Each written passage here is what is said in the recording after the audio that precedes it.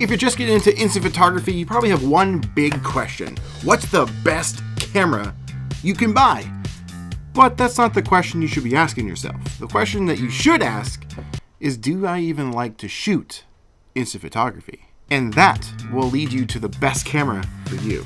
You know the type of guy that was a jock in high school but ended up becoming a huge nerd? You know, someone that's not afraid to make a fool of themselves on the internet. And someone that likes to shoot Polaroid a little too much. Did I say huge nerd? You know, just an ordinary, everyday guy. Well, that's me. I'm just another Chris. These are Polaroid cameras. Yes. This is not a Polaroid camera.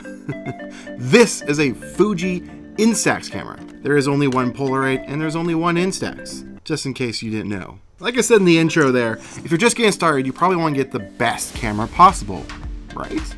Well, this camera right here is $600 from Polaroid. You're probably thinking that's the best camera because of the price.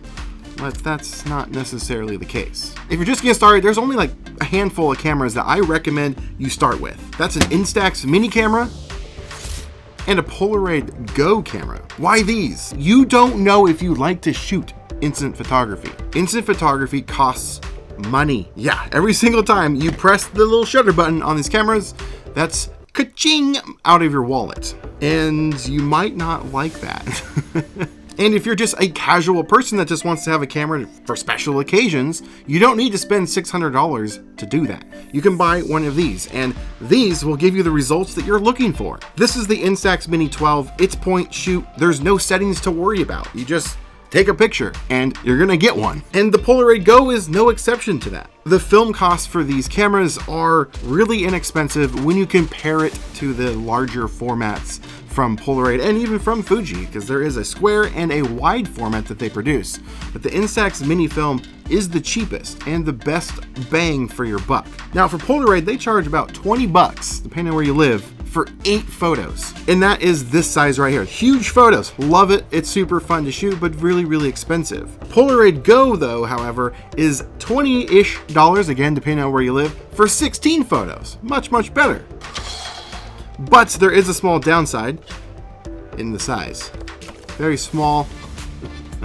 But honestly, I love this thing. This has been tied for my favorite camera that I've shot with this year.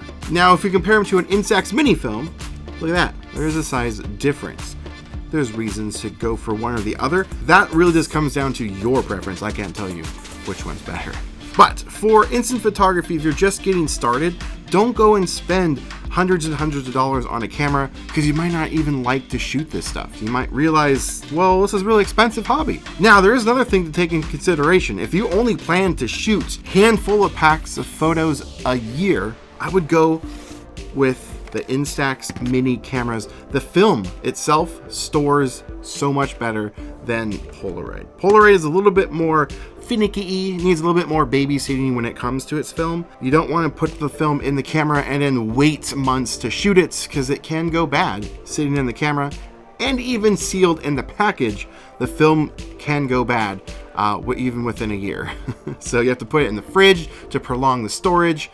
Instax, you don't really have to worry about it. I've done many tests over the years on trying to get this stuff to fail. The film is pretty much bulletproof, so if you don't plan to shoot film often, maybe get a Instax mini camera, because the film itself, if you go to Walmart specifically, they did raise the price of the film after all these years, but it was holding steady at $13 for a 2-pack, which each pack of film is 10 shots. So 20 photos for around $13.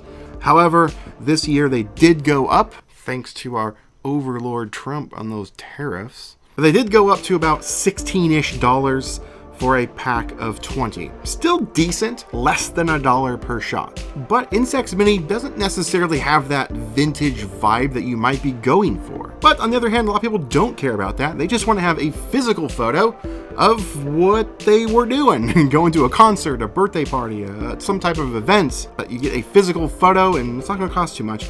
You don't have to worry about the film and how to store it, baby it, any of that. Now, when it comes to Polaroid, You do get that vintage vibe, you get that style that you might be thinking of when it comes to a Polaroid photo or instant photo. And me personally, I love the look and aesthetic that Polaroid gives me. It is my favorite format to shoot, even though, like I said, there are a lot of things that come with it that you do have to take into consideration, like storage, temperature outside, how you can shoot it, which I do have a masterclass on how to shoot instant photography. Check the link in the description. So with those sacrifices, you do get that cool aesthetic, that vintage vibe that you might be going for, but it is a little bit more expensive. You get 16 shots for around $20, so not quite $1 per shot, so a little bit more. But I absolutely love this Polaroid Go. It's so simple, so easy to use, and if you compare it to regular Polaroid film, it is cheap.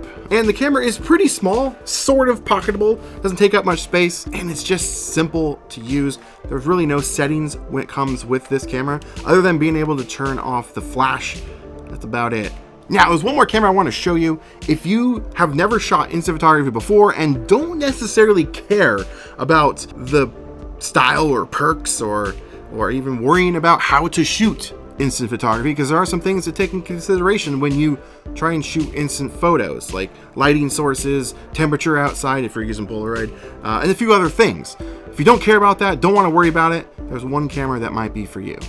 And that is the Instax Mini Evo. This right here is a digital camera. Yeah, it has a screen on the back, so if you're used to taking pictures with your phone, this is gonna be perfect for you. You already know how to do it. You just snap away your photos and they're stored on an SD card, and you can print, I'm using that loosely because it's not really what's happening. There's no ink, but it prints photos onto Instax Mini Photos. So you get to choose the ones that you want to have physical copies of. Plus, you can connect your phone to it and print photos right off of your phone, which is really handy for gatherings and want to make copies of the photos to give out to the people from that gathering and event that you might have gone to. I think this is a perfect camera for literally anybody. And for the community, this is huge to exist because more people can get their toes wet in instant photography, and maybe this is the entry point for them to step up and get a different camera, like a $600 Polaroid camera. This is really, really fun to shoot with.